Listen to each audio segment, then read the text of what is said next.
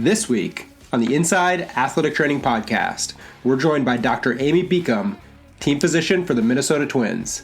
Dr. Beacom brings a frontline perspective on modern baseball sports medicine, sharing her path to the big leagues, how she partners with athletic trainers every day, and how research and collaboration shape decision-making at the highest level of the game. Enjoy the show. All right, Amy, welcome to the Inside Athletic Training Podcast. Excited to have you on today and talk all things Major League Baseball, sports medicine, athletic training. To start, for our listeners out there who aren't familiar with you and your career, you're currently a team physician with the Minnesota Twins organization. We'll get into your career path shortly and all that great stuff that you're doing now. For the listeners out there, let's take it back to the beginning. Where are you from? Were you into sports growing up, and where did you find your passion for athletic training, sports medicine, all the stuff that you do today? Absolutely. And thanks so much for having me, Sam. I really have been a big fan of your podcast, and I'm grateful to be here. This is awesome. Well, I'm originally from, I was raised on a naval air base for a little bit. My dad was in the Vietnam War, so we lived in North Carolina. And then both my parents are from Minnesota, so I was, my school age years and everything, kind of a local Minnesota Twin Cities girl. And I was a swimmer. I swam through college. That was kind of my chosen sport. So definitely overhead, but nothing throwing. That's for sure. And I think I found my passion. I was lucky enough to be, I had a haphazard way into sports medicine. And when I did my fellowship, I was surrounded by just awesome athletic trainers and mentors. So I think that's really where I kind of dug in and gained some traction. Awesome. Yeah, I think a lot of you and your colleagues who have been on the show and athletic trainers, athletes growing up, spent some time in the training room, learned that they could serve others and stay in sports that way. And that was kind of the breaking point to getting into that. Well, Amy, what first drew you to kind of what you do now, becoming a physician, working in major sports? Were there any early clinical experiences that kind of shaped that trajectory and put you on the path you're on today? Oh, absolutely. I chose emergency medicine for my residency, and okay. I was mismatched. That was not a good fit for me. I just didn't know. I didn't know it at the time. But I did my residency, had a really phenomenal experience in residency with great residency directors and colleagues. And I was in Indianapolis. And as a result of being there, we worked at the Indy Motor Speedway. So it was default. You could do more if you wanted to, but it was required. So I never had any awareness really of racing, but you became pretty enmeshed in both open wheel, NASCAR, and then F1. So I have this bizarre pocket of knowledge, but that coverage was really actually quite formative, I think, because it was impressive and something I'd never done before. We had wonderful crews and worked with EMS at the same time, because you have to put out fires. Most things in motorsports start on fire. So it was excellent. And then that led to a position within the Indy Racing League as a traveling physician. So I think that was my first year. And I thought, maybe I could do this. And my residency director at the time, Carrie Chisholm, actually recognized that I was career mismatched. I just get so nervous in the ER. And she said, I think we can go a different way. And I loved radiology. I really did. I almost chose that, but I really wanted the patient-facing aspects. So having an interest in musculoskeletal deformities and processes, I think from the radiology standpoint, really led nicely to a career path in sports medicine. So I did a fellowship and really loved it. And again, was very fortunate to fall into a program in California that was suited to people that trained in emergency medicine and had more exposure from there. Interesting. Yeah. I think we've seen, as you know, from being at the winter meetings last month, a lot of emergency medicine and preparation topics have been top of mind for a lot of athletic trainers and Major League Baseball and all sports for that matter. Just seeing how important it is. I couldn't imagine what you saw in the racing world. One of our former members, Gene Monahan, who was the Yankees' longtime athletic trainer, now works in racing. And there's kind of a lot of people that are interested in that, which is interesting to me. Yeah. I haven't had much exposure to it. But I want to kind of shift gears and talk about when you broke into professional baseball, and also kind of your overall path. I know there's a lot of people out there who are athletic trainers, maybe some people in medical school or kind of, they want to be in sports, but how is the big question that we always try to ask. How'd you break in at the beginning? Talk about your path, and then also getting into working with the twins specifically. Absolutely. So I went to medical school in Minnesota at the University of Minnesota, and then did my fellowship at Indiana University, as I mentioned. And my fellowship was in San Jose, California, and there was a slot just for emergency medicine. And the reason why they wanted that slot was because we covered the San Jose Sharks. And the team physician of the San Jose Sharks generally wanted someone who could handle an airway. If there was a puck to the neck, that's what he wanted. Sure. Okay. So, and I, being from Minnesota, I'm like, hockey, this is great. Are you kidding me? And that was the year they struck. So there was no hockey for me that year, sadly. But we were lucky. We had so much exposure and we covered everything. I was allowed to, and as in doing so, I kind of pick what I like. So we covered a junior college.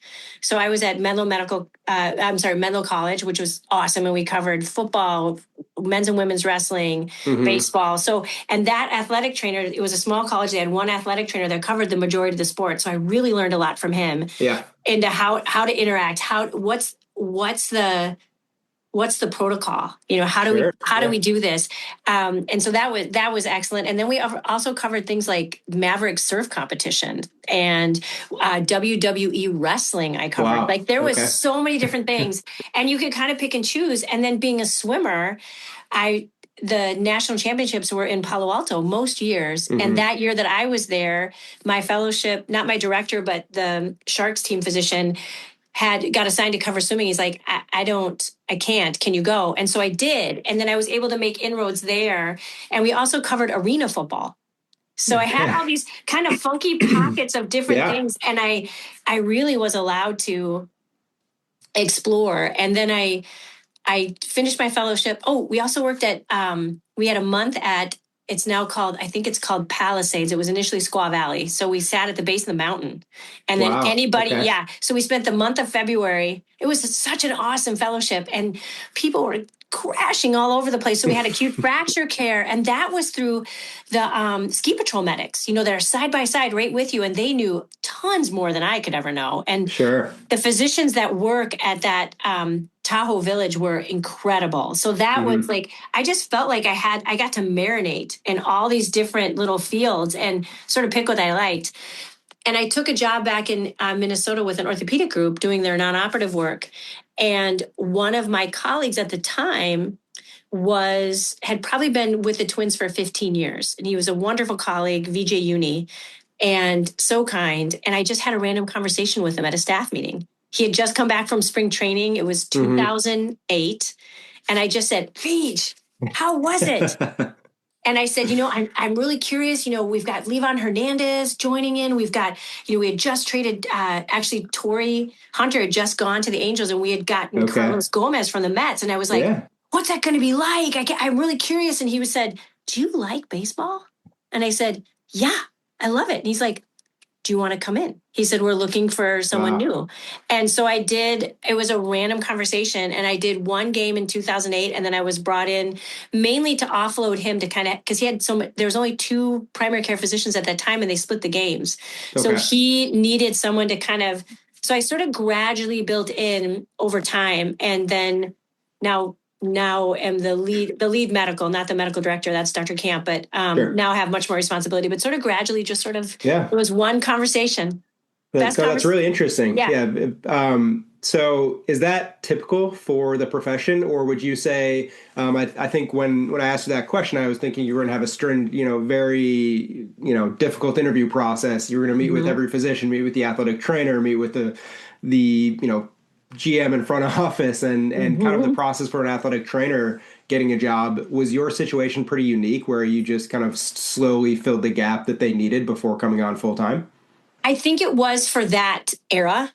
Okay. I think it probably was for that era. I think that from my understanding, because I wasn't part of the conversations, I think they wanted someone they knew, and someone that they knew through someone else, that someone they could trust, like someone that had been vetted previously. Like we're all looking for everything, right? 100%. Yeah, I think I was vetted. I think there were several conversations I was not part of, and also not aware of. Okay. And there were long periods of waiting, but I just patiently waited and then was allowed in, and then also really mentored well once I got in. So I think that was helpful. I also think that every league does it differently. I certainly don't think that's the way it is. I don't think you can. I think the NFL, the NHL, MLB, MLS. I think women PWHL. I think it's probably very different across all leagues, and I think each club is different, probably within every league too, in terms of like what are their values, what are their priorities, who do they know, and Yeah, I was really fortunate. I think I was in the right place at the right time, and I think there was a need, and I think in terms of is it common, I think oftentimes you are interviewing without being known you're being interviewed. sure, And I sure. think It's a that great point. I think that's what I've learned. Like, and just watching it from afar too, like, oh, that person's being interviewed. They don't know it, but they Hmm. are. And I think that it's actually one of the things I try to teach my kids, that you never know one conversation or one behavior pattern, or, Yeah. it's showing up in other ways that maybe will allow opportunities to happen.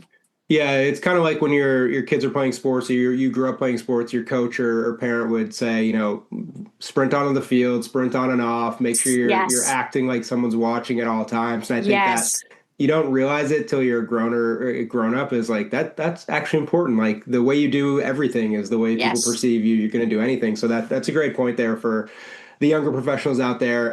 You talked about mentorship. When you broke in and were starting full time with the Twins, what was the learning curve like? Who showed you the ropes? Because I know baseball, Minnesotans love baseball and hockey, Yeah. of course. Some of the craziest, when I was living there, some of the craziest like summer leagues for grown-ups it blew my mind how important that stuff is, the town team baseball. Yes. But when you got into professional baseball, did you know what you needed to know? Were you surprised by some things, and also kind of who was there to show you the way? I think it was always surprised, and I think it was a steep learning curve, very much so. I think I had some really awesome mentors when I came on with the Twins. There were two trainers, Rick McWayne and Dave Prumer, Hmm. and they were so welcoming. Yeah, I mean, awesome guys. yeah, they had never had a woman like in that role, in the medical role. We had an orthopedic surgeon, female, who was Diane Dom, who's also like phenomenal. But for my role, there really hadn't been very many women. And we were in the Metrodome at the time, and Yeah. the facilities in the Metrodome for the trainers were very limited, and for the players too. And so there was like one corner that I could sit in and not like expose myself to anything I shouldn't see. And I would sit like a pillar in that corner, and obviously nervous, but they were great. And they were, kind of just gently sort of saying, you do this is kind of what we see. And they were also advocates for me. They would make sure um, that I was seen, which was great. So there were times when we Hmm. moved to our bigger stadium, people, it takes a while for the different teams to get to know who's who. Sure. And there were times when I would go down to they would send me places. Oh, the other team needs to go see you. I'd go down there and they'd be like, no, you can't come in. I'd be like, okay. Like, I didn't Yeah. know. And Yeah. so I turned around and came back. They're like, why are you back so fast? I'm like, they said I couldn't come in. They're like, hang on.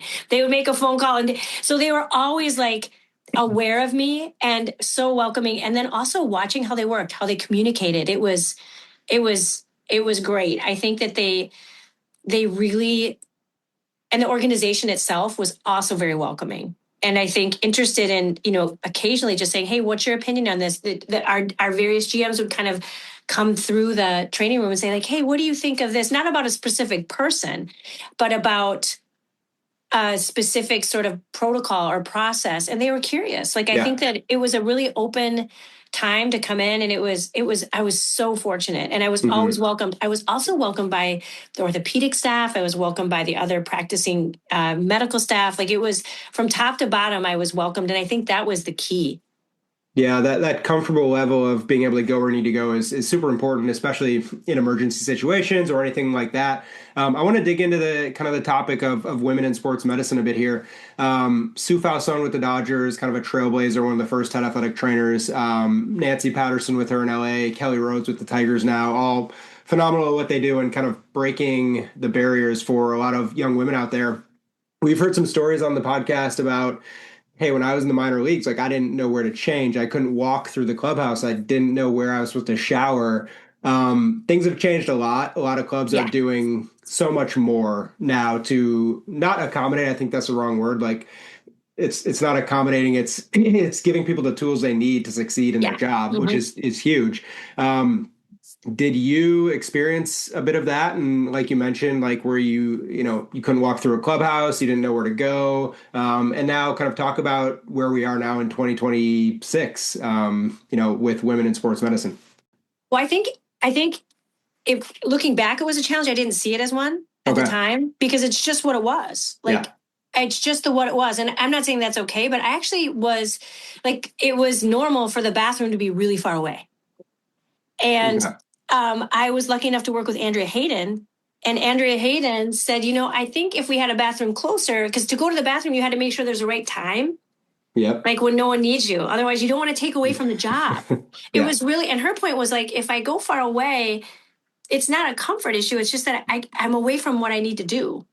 Okay. And I thought that was really important. And that was great. So, and it was different for me as a physician because I didn't shower there. Like I just came in, I just wore Yeah. my work clothes. Like I didn't have those needs. So I think that was, I really don't, I want to be respectful of the fact that my role is less in that Yeah. way. Like I don't need to do that. I also, and I still practice this way, and I've always been this way. I don't walk through the locker room aspect of the clubhouse. Our clubhouse is structured that I can go around. Okay. There's 2 paths, Yeah. and unless I'm needed in there, of course I would go in there. But um, I feel like that's a sanctuary for the players and Hmm. this coaching staff. Like that is a sanctuary for them. They should feel comfortable.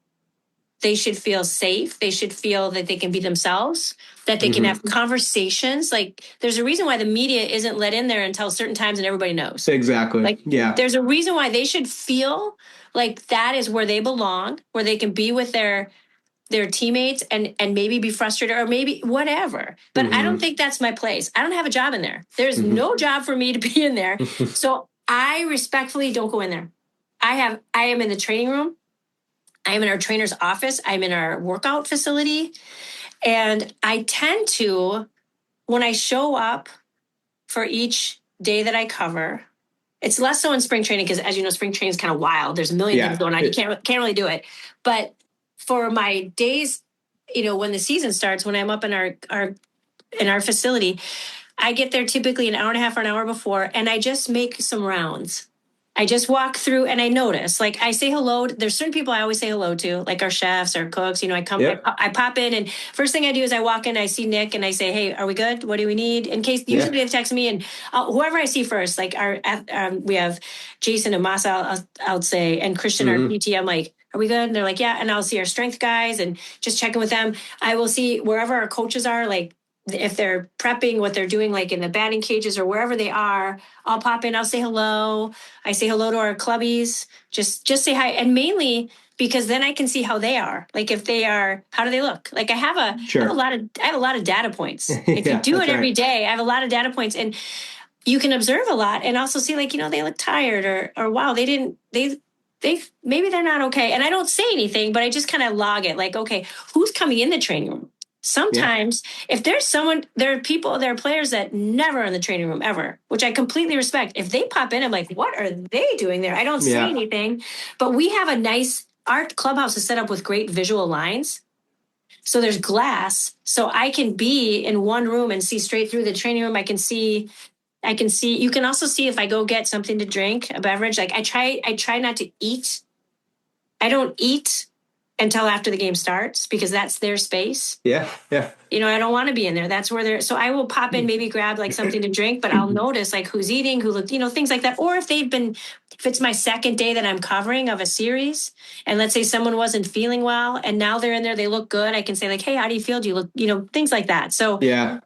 that's how I treat that space. And I'm super comfortable there. I like the smell of it. Like I can tell Yeah. you what it smells like. I like it. I like the smell of I like the smell of our place. So I feel that's how I do it. No, that's really cool to hear, and I think it all goes back to, like you said, those data points. But that's feel that you have for those situations from experience. You've seen these people, you see how they act, and I also want to touch on, the architecture of some of these places is really cool. Some of the Yeah. new, if you go to Atlanta, Minnesota, which is a bit older now, but still pretty modern, Texas with the Rangers. All the athletic trainers' offices, you have visual lines, like you said, to weight room to anywhere you need to go to see what people are doing. It's really a cool, to Dave's point, who's an awesome guy. You need that at daycare, right? You have to be able to Yeah, see what's you going need to on. see everybody. You need to see what's Yeah. going on. 100%. And also, I didn't touch on the point of women. I was really lucky to be welcomed, and I never felt. I think our club does a really nice job of that. And actually, I think there's a lot of and it's fun. Like there's so many more women now. It's crazy. I Yeah, was it's like, awesome. wow, this is crazy. Like I was the only one for so long, Yeah. and now. Actually myself and then we have a massage therapist who's also female, and so it was just kind of the two of us and then Dr. Dom, who I didn't always line up with. So oftentimes of the three of us it was just one of us, if that makes sense, like just Yeah. depending on how the timing Yeah. was, but been super fortunate that way. And then I think it's great. I think also the Minnesota Twins were very aware sometimes. I mean, just as a female you're inherently different, and I think that might make some people more comfortable to approach you. Hmm. Certainly, and this I think has been something that I've really enjoyed because of my background in emergency medicine, is these families, especially if you have a player that's new to your organization, maybe they're going to be there 1 or 2 years, maybe who knows, and they've moved their entire family up with them. Yeah. Young kids, they don't know anybody, and then they leave for 9 days, 10 days. Yeah. That leaves, it's nice to be a resource for them to be able to text and call and say like, hey, my kid has a fever, where do I go? Like my kid broke a tooth, or my wife just delivered a baby and she does like her third baby and she's having like it's been really, I feel like there's been a really welcoming landing place for me with that, because I think then players, if they know their family's taken care of, they can go do what they need to do. And so it's been really nice. And I think that is, I'm a mom. I wasn't a Yeah. mom when Yeah. I wasn't a mom when I started, but I am now. And I think that's been great. I also think that it's just nice to have the balance. I think it's just a nice balance. So I think that was always welcomed by the Twins to have that. I always felt like an addition. I never felt like an outsider. But That's great. I was super lucky to have, I mentioned Andrea Hayden. She was great. Like just to have someone like her come in and like just she was a great like sort of like not vertical mentor per se, but just someone to parallel with, to be like, yeah, right. It was just, I think you bring that energy in, and it was just a very collegiate kind of cohesive thing. And the Twins did make accommodations for us when they could. Like, we have our own locker room now. We have our own shower, which is really to me a bonus. And then we have our own bathroom. Like we can do those things. And I think sometimes it's just hard to do. Like there's only so many things you can do in a defined structure. But Sure. I've only been met with positively, like, yeah, let's try and figure that out. Yeah, let's see what we can do. Yeah. So it's been really great. And we have women now at every level of our organization in nutrition, strength and conditioning, athletic training, physical therapy, front office, communication. I mean, it's been really, it's really a well-supported endeavor, in my opinion. Yeah, I think it's really just like not so much accommodations, but providing the professionals you hired the tools to be better at their job. Like you don't want to waste time running to the bathroom over there. Get them the tools they need in the place they need to be so they can be better. And I think that's awesome. Well, Amy, I know you talked about like covering series and being in the clubhouse and all that feel. Season's not going on right now. Walk us through. I know we saw you at the winter meetings. You're busy with that, with the TPA. What's a typical off-season? I know typical doesn't exist for you guys, but typical off-season day for you. What are your main priorities with the Twins and also with the practice in general? I think so. Typically in the off season, and as you're right, there's different flavors to the off season. Sure. But my typical work day outside of baseball is I see patients in clinic. I split my time right now between Rochester and Minneapolis, and I see primarily musculoskeletal complaints, and in Minneapolis it's more sports driven, and Rochester it's more just kind of all comers.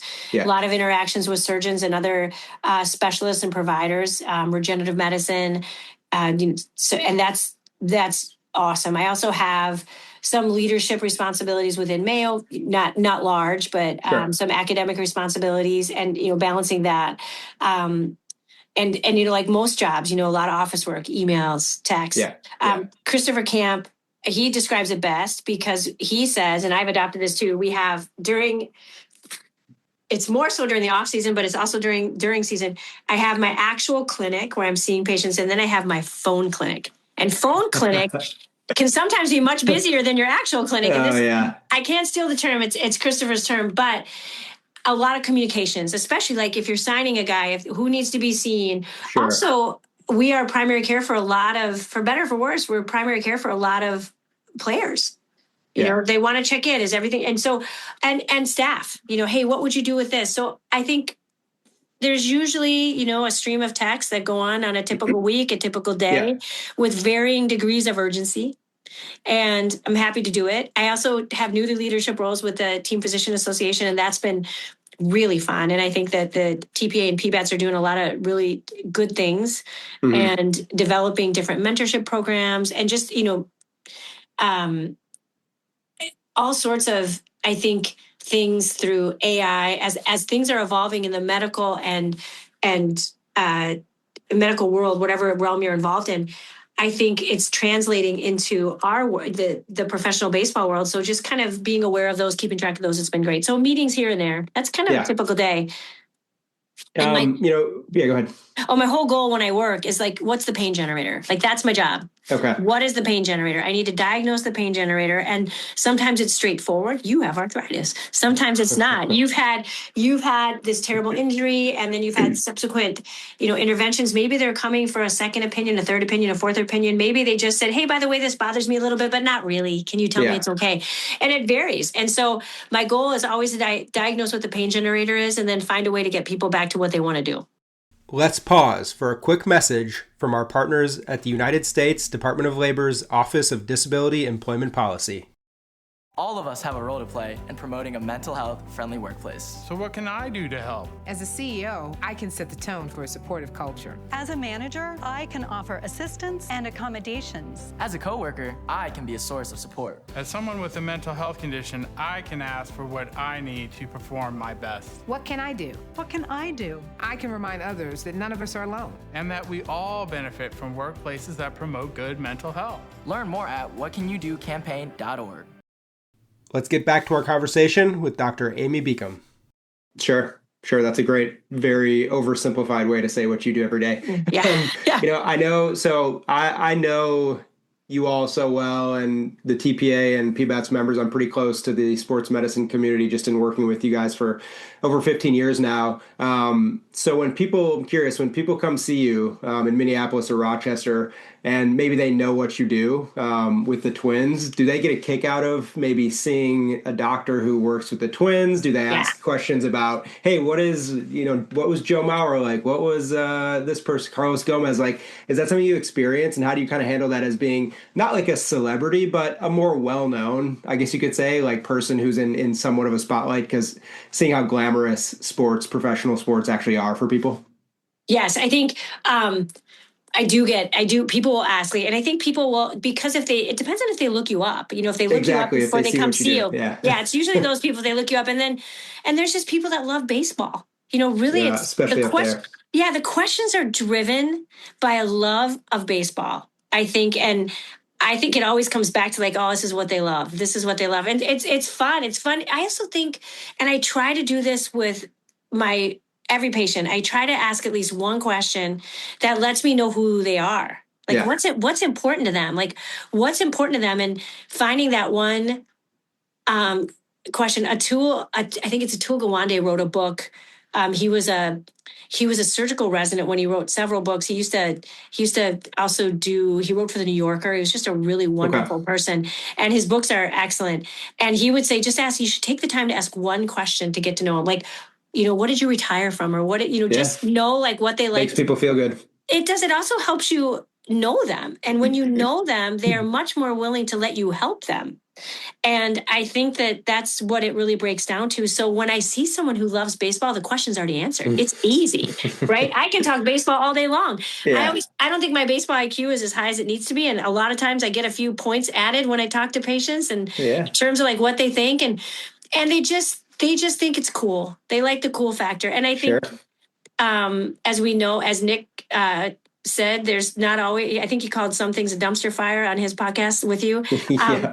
There isn't it's a lot of rash. You see rashes. Rashes aren't particularly exciting, but I think being part of a team and being welcomed into that environment is always good. Like you feel like you belong. It's a sense of belonging that it really gets down to. And I think at least our club is very much, it's like a family. I think that's been surprising. Like opening day is like a holiday. It's like a holiday for people. It's like Christmas. Like it's opening day. Like we wear our best, we go. And I think there's traditions within baseball, not only within the 9 innings themselves, but there's traditions, there's ways you do things. And that's very much, without sounding super nerdy, it's a familial pattern. Like it's a family. And I love that. And I think that that's what other people love about baseball too. Yeah, I had someone on the other day within the Astros organization. The show will be coming out after this one, but he mentioned spring training is like the first day of school. You get in, you talk to your classmates, like, what did you do all off season? How are the kids? What sports are you in? And it's like you look forward to that day, even though you kind of like you dread some things about it, like first day of school and it's not summer. But that's they kind of compared it to, which I thought was awesome. It's so true. That's excellent. And you mentioned Nick Paparesta, who, with the Athletics forever, with the Twins for a long time now, which is crazy to think about. One of the best guys just to talk to, and we had Nick on a while ago for anyone that wants to go ahead and listen to that show. He's great and just such a good person and really makes you feel like when Nick talks to you in person, you feel like he really cares about like what you have going 100%. on. Whether he does or not, he does, of course. He does, yes. He makes you feel, and not everyone's like that, but he makes you feel like he's really invested in your life personally, which I really admire about Nick. Talk about your relationship with him personally, but also professionally, how you guys work together, communication, because that, like you mentioned, is your main point person. The minute you're involved with the club, it's Nick. Yeah, it's Nick. And they're my first check-in. Like, and if Nick calls, I'm picking up that call. Like of course, I think we're so lucky to have him. I think he's fantastic. He's a wonderful human. He's so good at his job. I think there's many areas that he excels in. It's hard to narrow it down, but one I think is communication. Like his communication pattern is excellent. It is solid gold. And he is also very good. He makes a plan. Like here's the information, here's the communication, here's the plan. And I think we all look to him for that. And he's also very open. He's collaborative. Yeah. He's also the perfect level of discreet, and he's hysterical. He's funny. Like and it's the sense of humor he has. Like, and if Nick gives you a nickname, if he's making fun of you, you are in. I'm still waiting. I don't have a nickname, but I'm hoping to get one soon. He doesn't know this, but I want to get one soon. Because it means you're there. I've just been so fortunate with him. And I think he's my first check-in. He's on the road. He's at home. He can read it. He also knows so many people within, different organizations. And he knows he has almost like he's got a file cabinet in his head. Like he can say like, oh, that person's from this file, from this era. Like he keeps it all straight. So I think communication is like one of the best things. And it's the best aspect to the doctor athletic trainer relationship. And I defer to him. Like, I think that and any athletic trainer, I mean, really they are there. I don't go on the road. Like people, like a long road trip we had a huge break for the All-Star break and a road trip on either side this year. And like, it might be 2-3 weeks before I see them. There's a lot that goes down on an airplane or in a hotel room or even on a bus. Like, there's so many things that happen. And I think that respecting that, like, you don't know. Like, I don't know, but I know he'll tell me. And I trust him implicitly. And I think he's the one that, he'll give you some grace, like, especially a trainer that doesn't know a physician yet. He will give you a little bit of grace first and be like, all right, I'm going to give you this. And then show me what you got, which I love. Like, that's how it should be. It's great. I like it a lot. And Amy, what do you think that you talked about what you want to see from athletic trainer, like communication so important. And you just talked about with Nick, what do you think athletic trainers want to see from the physician when, they're making visits or when they're working with players, they're getting reports or communicating? What do you guys try and do to make their lives easier as well? Yeah, it's a great question. And I hope I get it right. I'm not sure I will. So we might need some feedback on this, some really appropriate feedback. So you might want some resources and double check. How I see it is I think what they want from me is also, they want me to be available. Like be available, be open. And that's my job. And I love doing it. So if I can't get back right away, I'll let them know, because baseball hours are brutal, right? It's going to be 11:30 at night. You're going to get a call. That's okay. I'm fine with that. But be as available as you can. And if you can't answer them, let them know why. They aren't calling you because it's fun. They're calling you because they need to, and they have an issue. So I think availability is key, and being open and willing. And I think being just curious, tell me more. What else? Instead of, and also I think I hope I do this, and this is how I see it, but being respectful of what they're experiencing, what they're seeing. Yeah. Maybe it doesn't follow the lines of something else. Maybe it doesn't follow the exact, pathway of this disease process. I do more medical stuff. I do, runny nose, cough, cold, but maybe it's that textbook, but it's what they're seeing. So meet them where they are.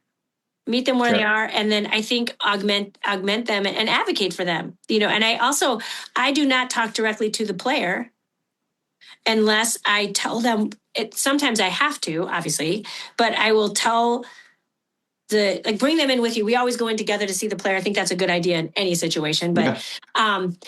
But if for whatever reason, a test comes back or there's an update, and I do tell the player, I go right to the trainer and tell him hey, this is what I said. This is what I think we should do. What do you think? Mm-hmm. Because it's a team.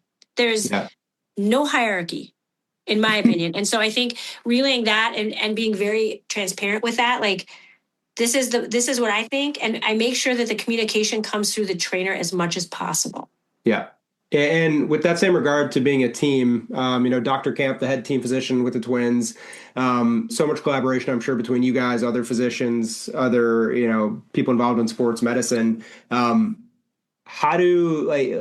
no hierarchy, you mentioned, everyone's involved, it's collaborative. How are decisions made in that point? A lot of organizations, the hierarchy leads to kind of the decision maker. This is different.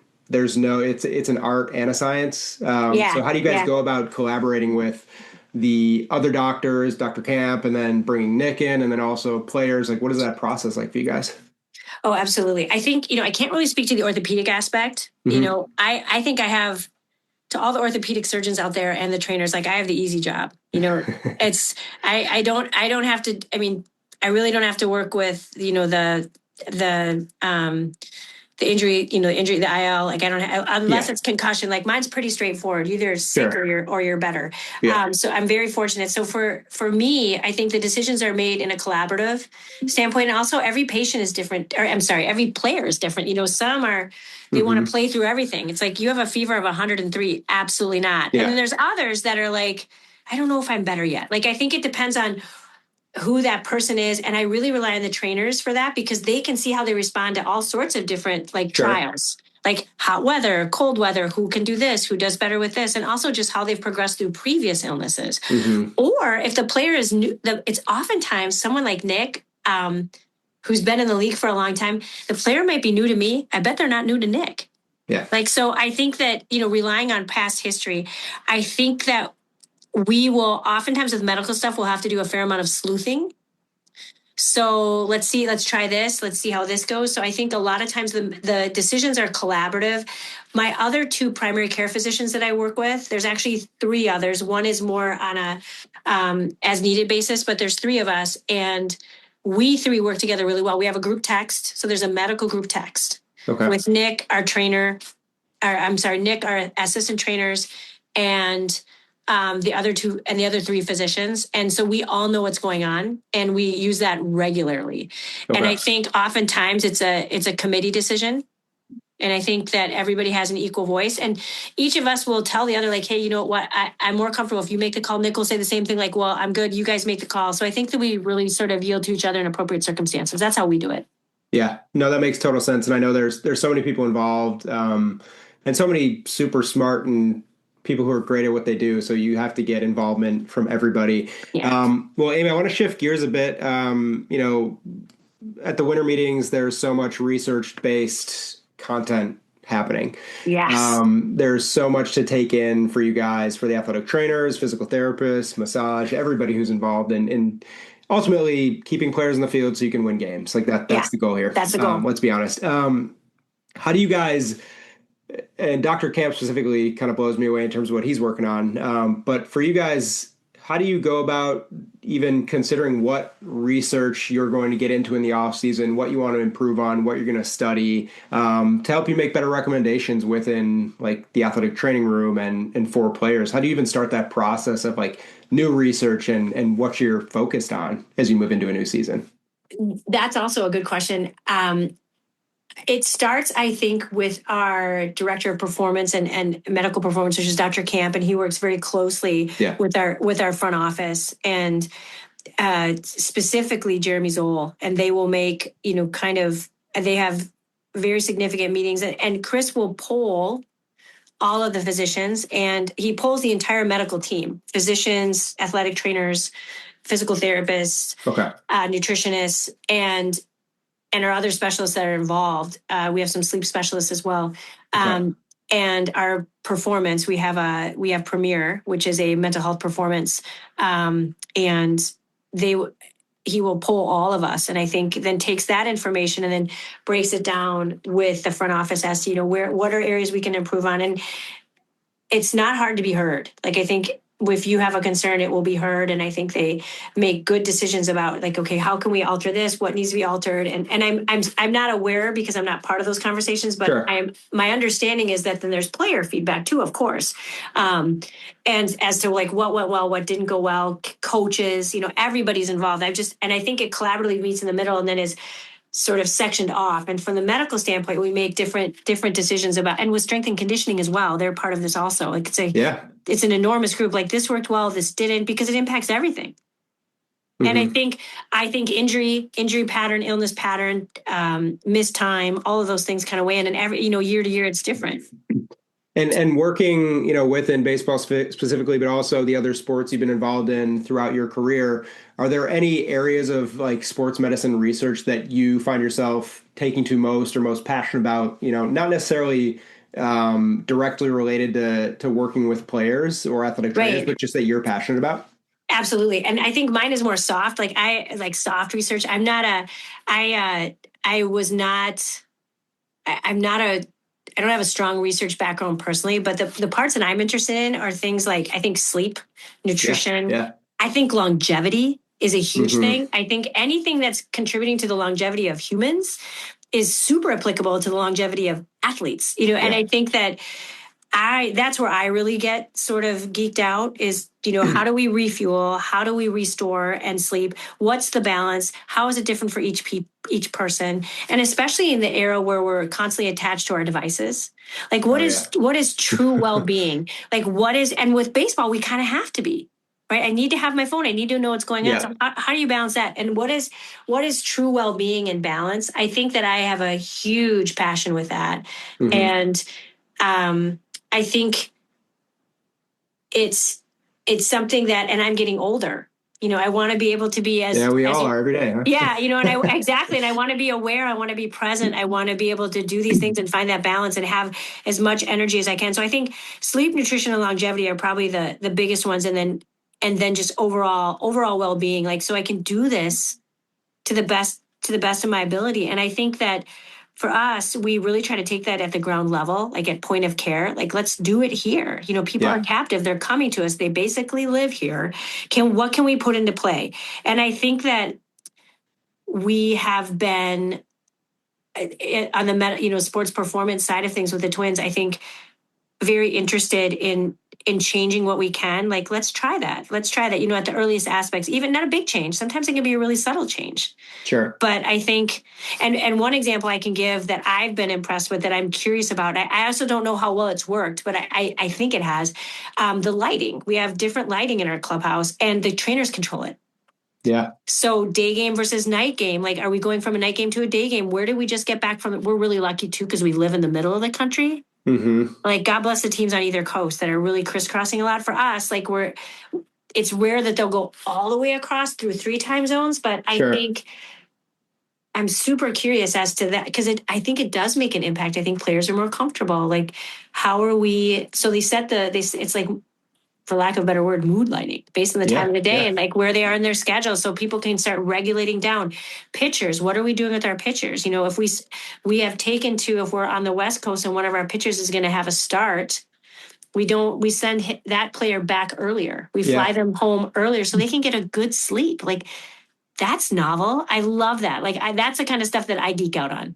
Yeah, no, that's really cool. And I'm also pretty interested, obviously, at a lower level than you, just in longevity. And anyone with kids is like, how do I keep my low back from hurting as I get old? How do I sleep better when my kids aren't sleeping? I think I've read in basic form, exercise, nutrition, sleep, emotional health, measuring biomarkers, like pillars for longevity. Yes. What advice do you have for, not the star player on a baseball team in the big leagues, but for the normal people out there, like longevity wise, who are looking to just feel better overall as we get older?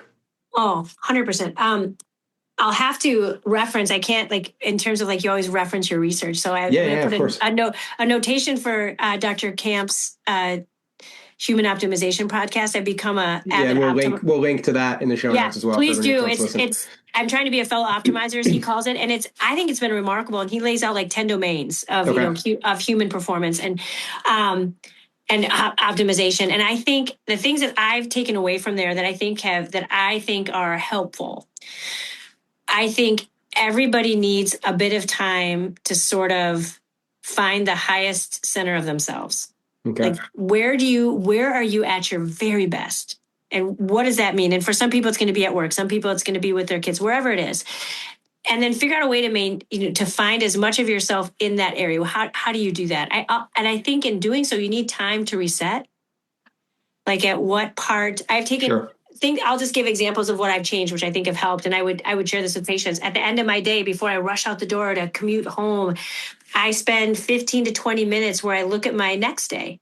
What do I have coming up? Where am I going to go? What have I done? Like, what's left for me tomorrow? What have I done today? Not like I did that and check the box. Not that. Just so, like, a state of the union is how I look at it. Yeah, preparation for what's next, right? Right. And I think I need that time alone. I close the door. I put my phone away. I don't have anybody interrupting me. And I think that has really made a difference. I also think nature and being outside without anything else. Like, I think that we're going to actually, for PBATS listeners, Dr. Camp gave the talk he gave at the winter meetings is going to eventually very soon be linked to being made available to PBATS through the link, the actual talk. And I think what he recommends there, where he talks about, like, where areas of performance and areas of recovery and areas of stress and recovery, and what that recovery really looks like and how much time you spend there. I think as I learn how to spend time there,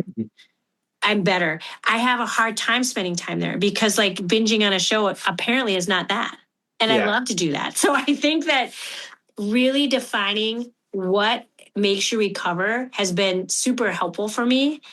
And I would encourage my patients, I would encourage anybody to do it, because I do think I've noticed a huge difference, huge. Mm-hmm.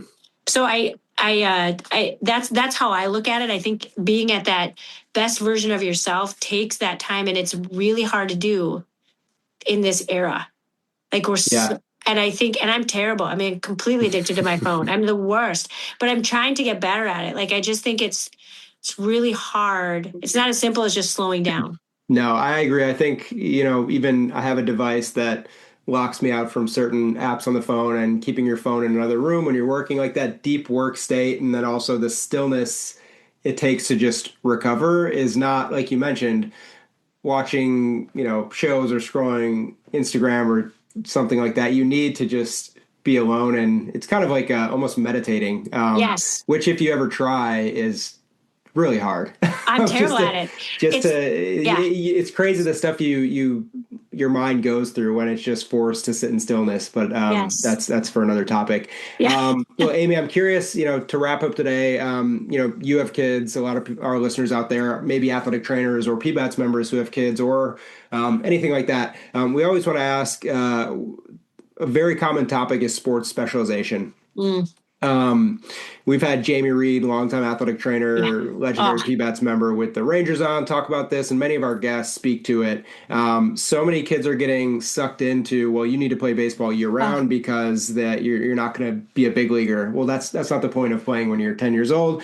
And also, Jamie shared with us a really cool heat map of back in the day, there was a lot of focus on drafting pitchers from the Midwest because the arms were just so fresh and there weren't these pitching academies and labs they spent in because it was just cold out. I played football and hockey and other stuff growing up there. Now it's kind of injuries. The heat map is getting worse up there. What's your take on sports specialization, specifically in baseball, and what you would recommend for just parents out there listening for what they should do with their kids? Absolutely. I think, and I think it's fascinating. It's fascinating because I think it's on so many levels. Yeah. It's like a psyche and it's this whole new realm. And also, again, back to like phones, like social media doesn't help. Like you can have access to whatever, you can watch a video, whatever, you can video your kid, you can analyze it, you can pay for an app, there's so much more stuff than just go out and play. Yeah. Starts the overthinking process for sure. It really does. And then I think it has the FOMO. Like, oh, my kid's not doing that. Oh, your kid's doing that. Ooh. 68 miles an hour as it's like, okay. It's ridiculous. I know. And I think that most of us in the know are aware that this is not good for anybody. And I think if you look at the paper that came out last year with the finding, the musculoskeletal findings from the Major League Combine, it's done by Brandon Erickson, Chris Camp, John DeAngelo, Kevin Ma, Liz Herbert, and others. Like it was pretty impressive. I mean, there's 18% of the pitchers had previous elbow surgery. Yeah, it's crazy. And these are kids. Like these are kids in general. And so I think that the numbers show like it's not good for you. It's not good for you to swing and swing and swing and swing and swing. Like we know that. So I don't think it's good for anybody. I think rest is great. We're also talking about most of these people, these kids they haven't even gone through puberty yet. Like they don't, I really emphasize these kids don't have the body that they're going to have eventually. And we're putting mechanics through them, especially in pitching, but hitting as well, that they aren't equipped to do. Yeah. So we're getting heavier bats. We're getting into weighted balls. We're getting into, different baseballs that spin differently. And it's repetition. I mean, these kids are swinging and swinging and swinging. And I really don't think it's good for them. I think multi-sport is the way to go. Athleticism is athleticism. And plus it gives them a mental break. It gives them a break from like expectations. Have them do something they're terrible at. Like it's not about being good at it. Like, do you like it? Is it fun? It should be fun. I think, and having as much of that as possible is important. It makes it hard for parents because the more teams you join, the better you get, the more they want that to be your only sport. So now you're like, you can tell a parent who's like, right on, I agree. That's awesome. And then you have an organization saying like, yeah, no, that doesn't work for us. You got to pick. And then what do you do? Yeah. So I think it's a multi-system problem. And you'll appreciate this. In our area, I got an email from my 10-year-old who doesn't really like to be active, which I'm totally fine with. I make him be active, like get on a bike, go outside. But for a hit tracks league, he's 10, like a winter hit tracks league. And I was like, I had an ethical moment where I'm like, do I send this to someone? Like, do I like this? Yeah. Like they're interested in exit velo and spin rate. And it's like, They're 10. And so they're going to swing in a league. Like we're going to go make them swing on it. I just think to me, that is evidence of, I don't think that's a good idea for these kids. And even if my kid begged me to do it, I wouldn't do it. I just think they don't need that. So I think less is more. Specialization is so important and kids are happier. There's less pressure. It's like, the season of year used to dictate what sport we played. Yes. And people did better. I think things are getting so complicated, just like college. I kind of relate it to college conferences. Yes. The Big Ten was in the Midwest because there was less travel, so people could go to school because they were students. Yes. No, that's so great. It's crazy times. And I think I recently read a New York Times article about how private equity is breaking into youth sports, and not saying they ruin everything, but if that's part of it, and you're being asked to sign up because your kid's so great, but they're 10 and it costs a lot of money. Like it's money driven. There's things we can look at, and private equity is involved. There's money driven. Things may not be as quality as they need to be, but very, very interested to hear your input there. I know, you guys work with the best of the best. And I would assume that all of those players would say, I played basketball. I learned how my body worked. I did everything. 100%. And the best ones are the ones that typically the best athletes are the ones that do play multiple sports. They're just, if you think about it from just a development standpoint, you're getting different input, different coaching. They're more malleable. Yeah. They're more accepting of, what they, and it's also just at least in our area, like you meet different people. Yeah, and the amount of big leaguers you see who are rushing off to play golf, or you watch Mookie Betts play basketball, golf, like he's the greatest athlete of all time, and it's like we should strive to do more of that. I think we should. I think we should strive to do more and more pickup, like pond hockey. Like that's when the kids have the most fun. Yeah. Pick up and I think that when they're not directed, so. Like go play. We actually one of our on the flip side of the hit tracks, one of our baseball leagues here did a sandlot league in the fall, just fun. Great. Yeah. And so and it was organized by the association, but there wasn't anything crazy, no jerseys. You need a green shirt and a white shirt, or a black shirt and a white shirt. Come, we'll figure it out. They loved it. It was so fun. And I think we need more of that. And I think you're right. Like we can think of like how many players Justin Morneau chose between hockey and baseball. But he loved hockey. He could play hockey very well. Like he just, I think it's like the people that are and Joe Mauer, and we could go on and on. Like the more sports they play, the better they are in terms of just overall. And I think moving their body, less injury. It's good for all things. Yeah. And I specifically to that point, I remember, playing college baseball in Minnesota. My favorite memories of that whole era of my life was not playing baseball and being a collegiate athlete. It was after practice, all my teammates played hockey. I didn't, but I bought skates and we went out to the pond and they threw sticks in each direction. You just played hockey, like just doing something different, unplanned.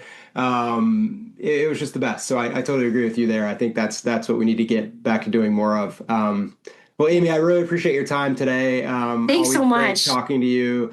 Appreciate what you do for the TPA and PBATS and kind of pushing forward the profession of sports medicine, you and Dr. Camp and everybody there, and wish you and the whole Twins organization the best of luck as we get close to spring training here. Thank you so much. So good to meet with you. I appreciate you.